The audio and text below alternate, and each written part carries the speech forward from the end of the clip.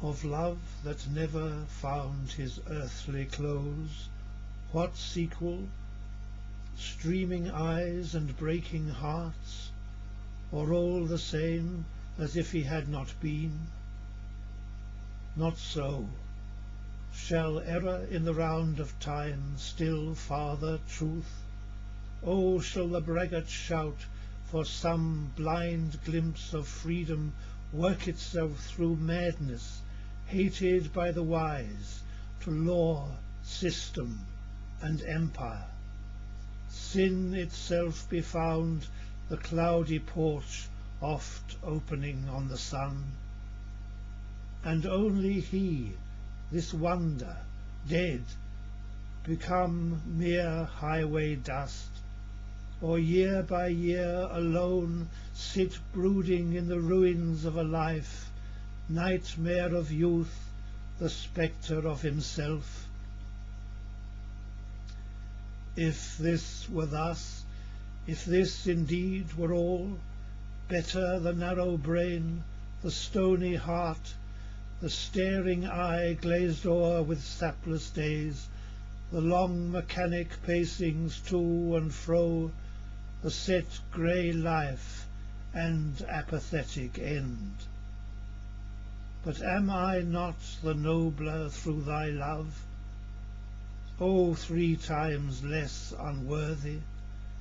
Likewise thou art more through love and greater than thy years.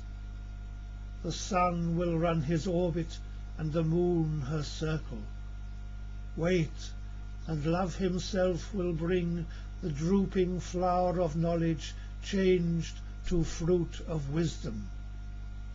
Wait, my faith is large in time, and that which shapes it to some perfect end.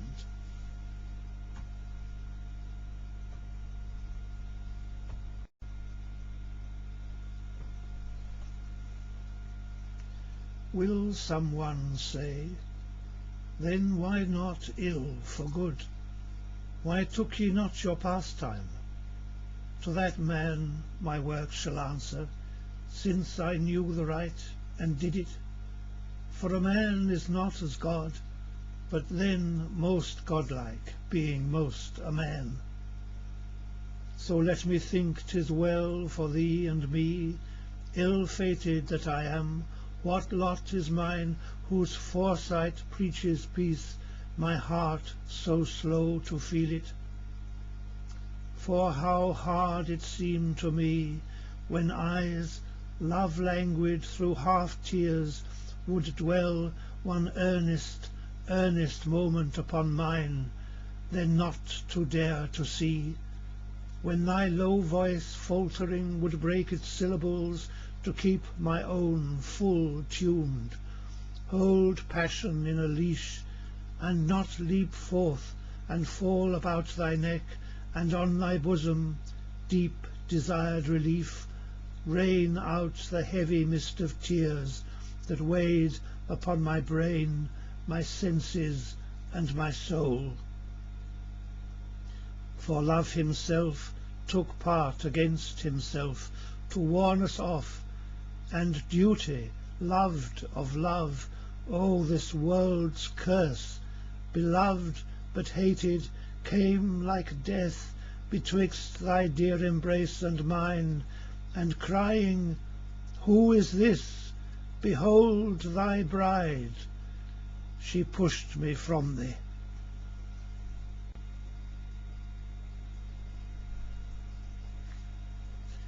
If the sense is hard to alien ears, I did not speak to these, no, not to thee, but to thyself in me. Hard is my doom and thine, thou knowest it all. Could love part thus? Was it not well to speak, to have spoken once? It could not but be well.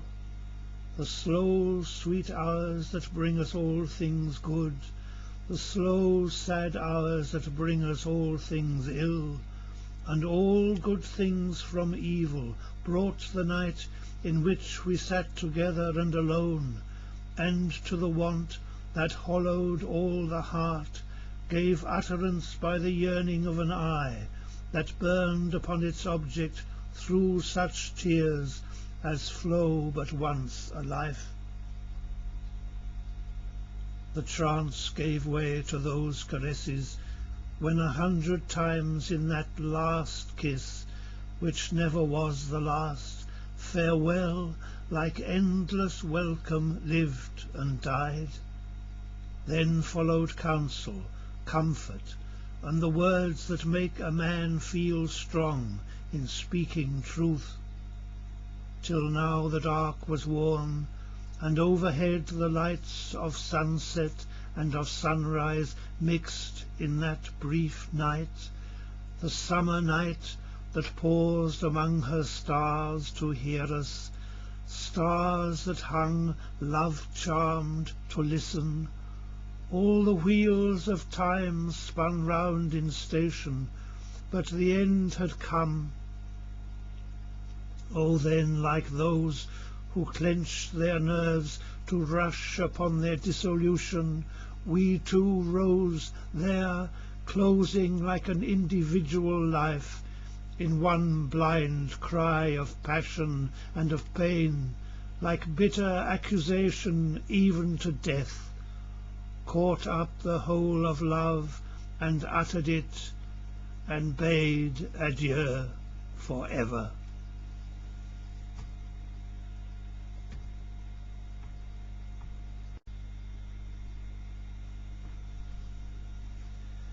Live, yet live, shall sharpest pathos blight us, knowing all life needs for life is possible to will.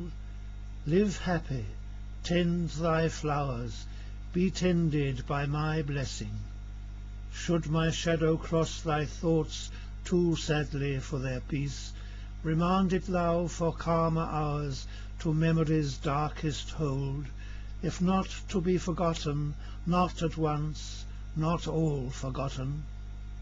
Should it cross thy dreams, or might it come like one that looks content, with quiet eyes unfaithful to the truth, and point thee forward to a distant light, or seem to lift a burthen from thy heart, and leave thee freer, till thou wake refreshed.